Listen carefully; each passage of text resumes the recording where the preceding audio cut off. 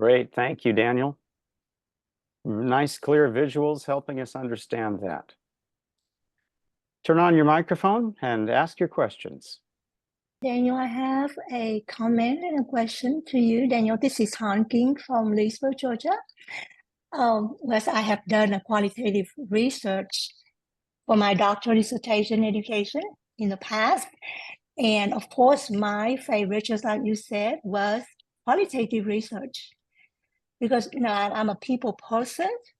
So doing interviews with the teachers of the year in Lee County school system here has been very rewarding, and I learned a lot, and I learned a lot from you. It was an amazing presentation. Yeah, all of this that I learned probably I just did on my own rather than my research professor, which was my favorite professor at Nova Southeastern University. But your presentation was amazing. Oh, I am very happy that you shared this with the group. Yeah, we learned a lot from you. Thank you. Daniel, you talked about time required, concurrent. You can pile it all into one time span. It occurs to me perhaps that concurrent might work best if you have a team that's going to work on a project together. Although you stated that when you start a project, you like to have somebody in each, you invite a quantitative person to join you, so it just strikes me that maybe if you do have a team, concurrently might be a higher consideration. If you're working more solo, doing it sequentially might work better. That's true as far as time concerns. My greater concern, at least just because of the kind of projects I've been involved with over the years, is time is not using my primary consideration. It's more the quality and the kind of findings I'm after. And so I usually place that consideration in my methodological approach over how long it's going to take me to do it. But that's because I haven't been tightly confined by time considerations in my experience. Mm-hmm. Mm-hmm. John Hurst? Yeah, building on what Dan just asked, could you speak a little to when you use mixed methods, how much time to allocate? How much does it take a lot more time to implement, or any sense? I know you said it's not a priority for you, but in project planning and that sort of thing, mm-hmm. How might you go about assessing if I'm going to use this strategy? How much time is it going to take me over another strategy? I would say you can lengthen the process out if you're really oriented into details. For example, if you do the quantitative module first, some people get really bogged down in fine analysis of that information, of the survey results. If you do that, you're going to spread it really long. But I would say that you can do a mixed methods in maybe 50% longer than you would do for me, like if I'm comparing just strictly qualitative or a qualitative followed by a quantitative module, I'm going to allow about 50% more time.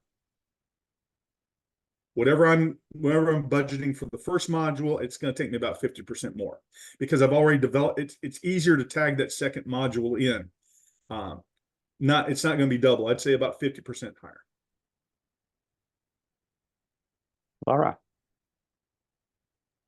Thank you. Quickly, I received a reach out from a young Ghanaian researcher who was asking, how does one find a mentor? Is there someone that we can be directing them toward within our community? This is the place we need to be. So if you could speak into that, please. Thank you.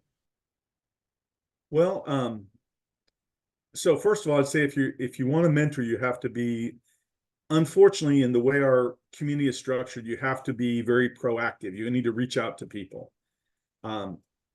I was fortunate on the field that I had people around me that were researchers, that were already field workers, that we interacted over our common interest in a particular ethnic group. But I would say in this community here, I'd say being proactive, finding out some profiles of some of the people, whether it's some of the presenters that you're hearing this week, or whether it's some other method of finding a little bit about some of the people in the community, and then reaching out to them and saying, hey, can I set up a Zoom coffee with you and let's talk about something? Mm. Or sending an email and saying, hey, would you be interested? For example, I'll just throw out there, as far as people who are particularly interested in qualitative research, since that's my specialty, I'm open to helping people. I love helping people think about how to do qualitative research. So if someone said, hey, I could use some help with it, by all means, reach out to me. You've got my email address, and we can have some dialogue and see if there's some way that I can help you. And I know there's other people on this call that feel the same way about their specialty and their area of mission research. Here's an idea. We're all going to be presented with a little survey, a question at the end as you sign off today, and there's a blank text field there at the end of, is there anything else you want to say? So, as I said at the beginning, those of us who feel like, I'd love to mentor somebody, maybe we could put in that field some areas that you would feel pleased to mentor them in.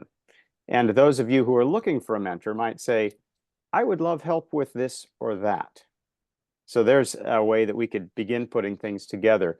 In your registration, you may recall that we asked about your willingness to let us share some of your information in a directory, which would be made available to participants in one way or another. And we've backed off of publishing something a little bit just out of security concerns, but we might be able to serve as linkage for those who are asking for help or offering help. So maybe we can take advantage of that. One last question. Yes, Janelle?